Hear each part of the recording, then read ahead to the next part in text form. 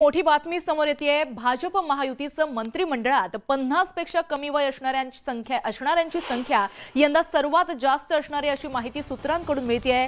यंदाचं सरकार सर्वात जास्त तरुण असणारं सरकार असणार आहे।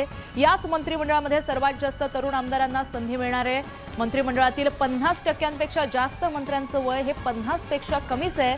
ज्येष्ठ अनुभवी नेत्यांचे पत्ते कट तर तरुण तडफदार नेत्यांना संधी मिळणार आहे।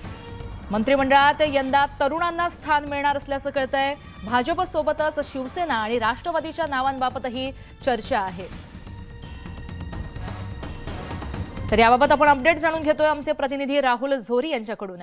राहुल, यंदाचं सरकार हे तरुण सरकार असणार असती अपडेट, महत्त्वाची अपडेट महायुतीच्या गोटातली समोर आली आहे। राहुल, अगदी श्वेता, बहुमताचा असणारा आकडा आणि त्यामुळे महाराष्ट्र हे राज्य हे सर्वात अधिक ताकदीचं बहुमताचा आकडा असणारा आणि तितकंच प्रयोगशील राज्य हे ठरू शकतं। एकंदरीत बघितलं तर 50 वय वर्ष कमी असणाऱ्यांपेक्षा 50% हा आकडा जास्त असणार आहे।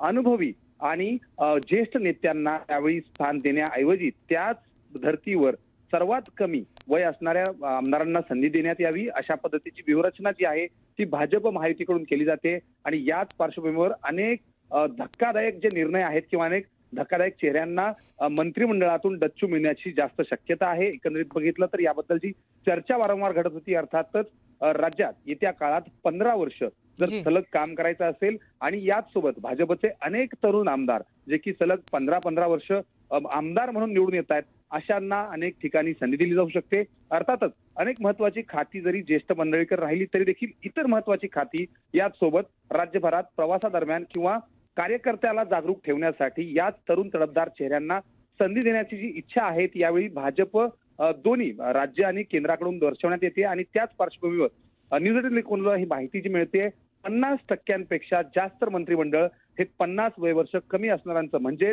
राज्यातलं हे मंत्रिमंडळ हे महाराष्ट्रातलं सर्वात तरुण असं मंत्रिमंडळ ठरण्याची दाट शक्यता आहे। जी नक्कीच याकडे लक्ष असणार आहे। अत्यंत महत्त्वाची अपडेट ही मानली जाईल। धन्यवाद राहुल, तुम्ही दिलेल्या माहितीसाठी। विधानसभा निवडणुकीच्या निकालानंतर जनतेला उत्सुकता आहे ती म्हणजे राज्याच्या मुख्यमंत्रीपदी कोणाची वर्णी लागणार। प्रत्येक पक्षाच्या कार्यकर्त्याला वाटत असतं की आपलाच नेता हा मुख्यमंत्री व्हावा। देवेंद्र फडणवीस यांच्या सागर या निवासस्थानाबाहेर कार्यकर्त्यांकडून पोस्टर्स लावण्यात आले।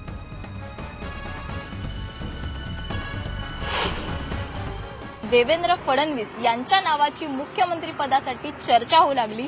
सागर बंगल्याच्या समोरच म्हणजे देवेंद्र फडणवीस यांच्या निवासस्थानाच्या समोरच नाशिकच्या कार्यकर्त्याकडून एक पोस्टर लावण्यात आलेला आहे। त्यावरती लिहिलं आहे, मी देवेंद्र सरिता गंगाधरराव फडणवीस, महाराष्ट्र राज्याचे सदैव मुख्यमंत्री, भावी वाटचालीस शुभेच्छा।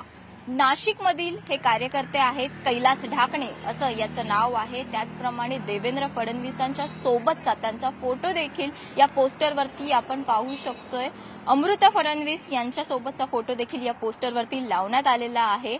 त्यानंतर आज जी दिल्लीमध्ये बैठक होणार आहे या बैठकीसाठी अजित पवार काही वेळापूर्वी दिल्लीसाठी रवाना झालेले आहेत। देवेंद्र फडणवीस देखील काही वेळानंतर दिल्लीसाठी रवाना होणार आहेत। त्यानंतर एकनाथ शिंदे देखील दिल्लीला पोहोचणार आहेत। आणि आज दिवसभरामध्ये स्पष्ट होणार आहे की नक्की महाराष्ट्र राज्याचा मुख्यमंत्री कोण असणार आहे। जनतेला देखील ही गोष्ट आजच कळणार आहे। व्हिडिओ जर्नलिस्ट अर्जुन चिखलेसह स्नेहा जाधव, न्यूज 18 लोकमत, मुंबई।